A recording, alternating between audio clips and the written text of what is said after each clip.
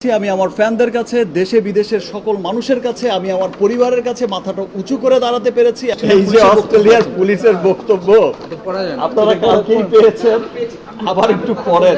এই প্রতারক, আমি যেটা বলেছিলাম যে অচিরেই তিনি দেশ ছেড়ে পালিয়ে যাবেন, সেজন্যই তড়িঘড়ি করে আমি সেদিন রাত্রে থানায় গিয়েছিলাম। আমি যেটা জেনেছিলাম, তারপর আমি থানায় যেহেতু মামলাটা দায়ের হয়নি সেদিন, তারা নেননি মামলাটা, তারা পরামর্শ দিয়েছিলেন আদালতে যেতে। প্রতারক এবং এই প্রতারক চক্র যেন তাদেরকে আইনের আয়তায় আনার জন্যই কিন্তু আমি ঢাকার ডিবির কাছে ছুটে যাই। সেখানেও আপনারা ছিলেন, আপনারা আমার সাথে গেছেন,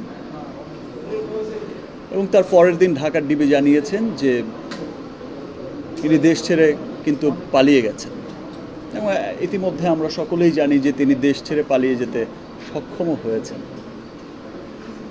যাই হোক, এর মাঝখানে কি হয়েছে, উনি কাকে ম্যানেজ করে, কিভাবে, কোন প্রশাসনকে ম্যানেজ করে তিনি দেশ ছাড়তে পেরেছেন, এটা আসলে সেই চক্রের, এই প্রতারক এবং প্রতারক চক্রের সফলতাই বলবো। কারণ এই ঘটনাটা যদি তিনি দেশ ছেড়ে যেখানে পালিয়ে গেছেন অস্ট্রেলিয়া, ঘটনাটা যদি অস্ট্রেলিয়ার হতো, আর আমি যদি অস্ট্রেলিয়ার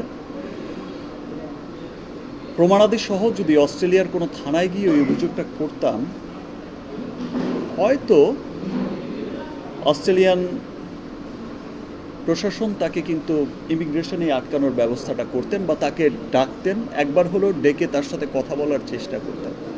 যাই হোক, সেই ব্যাখ্যা না যাই, সবশেষে আজ আমি আদালতের কাছে যাই।